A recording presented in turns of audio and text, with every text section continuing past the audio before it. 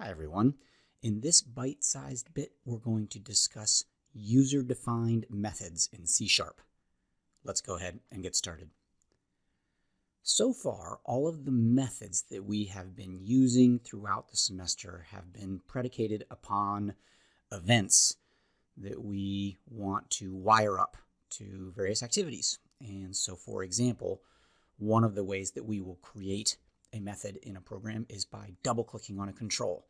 And that will create a new method that will wire to that control's default event. If I double-clicked on this calculate button, I'd create a method that is wired to the button's click event. Alternatively, if we wanted to create a method that is wired to a non-default event, we would choose the particular object.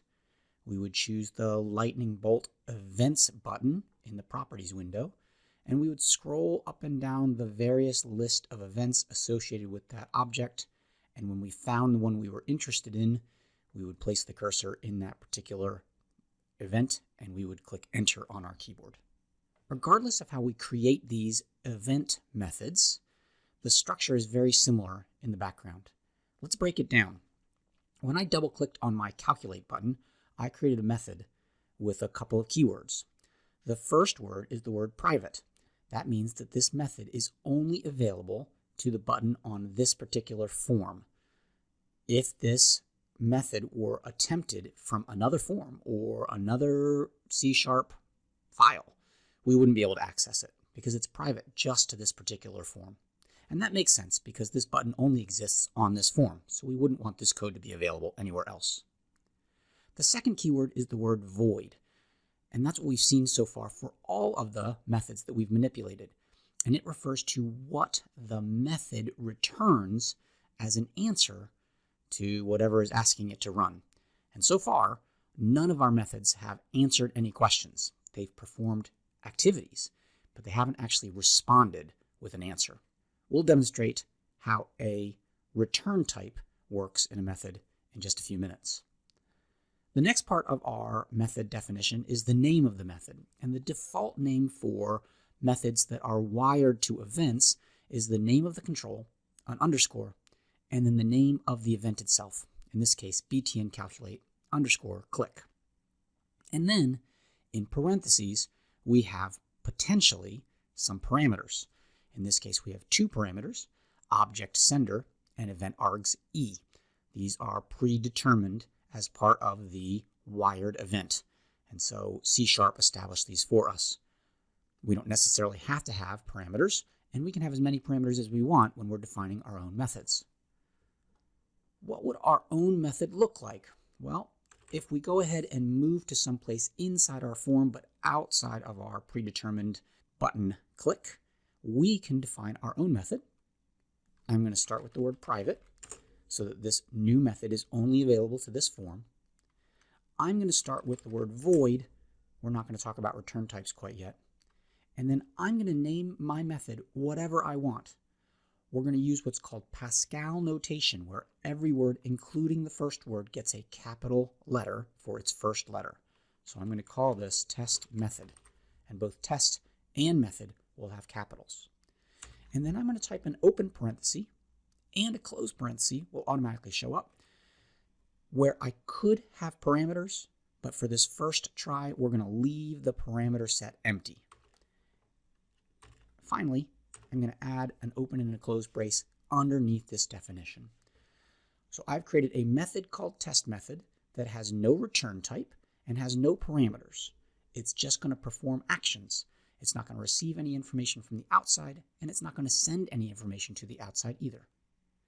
At the moment, this method isn't ever called, and you can see that because it has 0 references.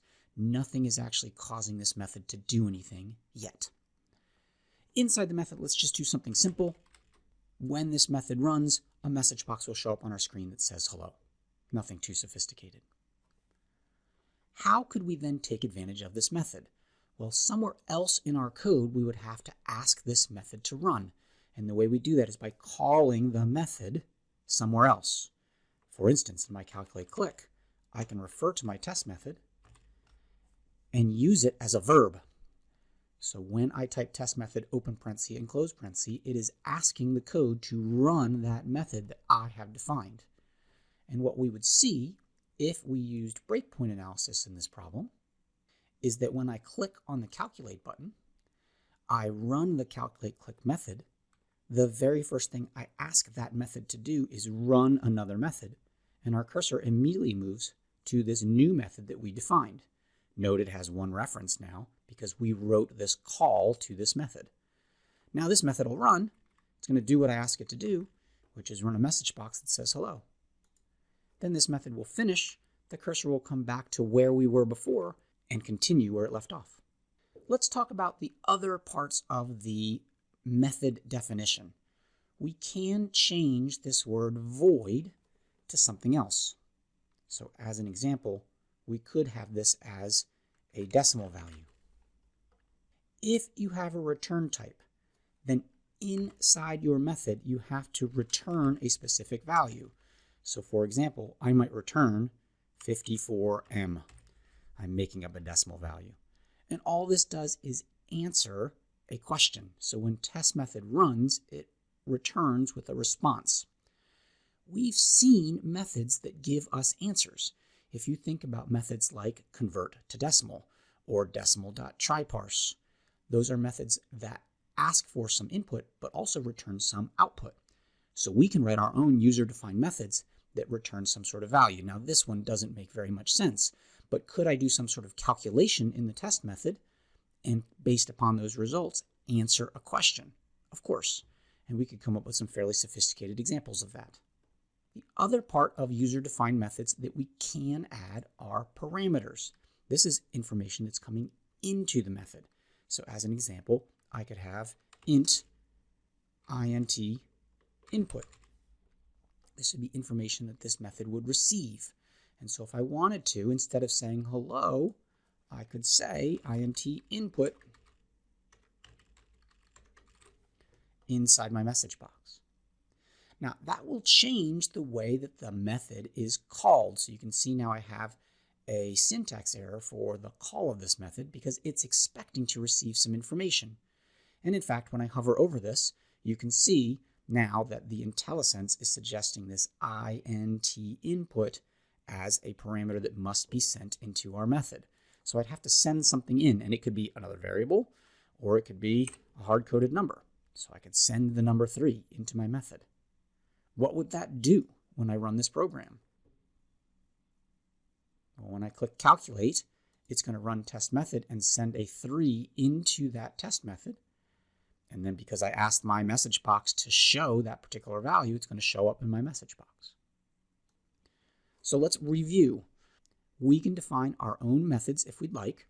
We name them based upon Pascal notation where every word is capitalized.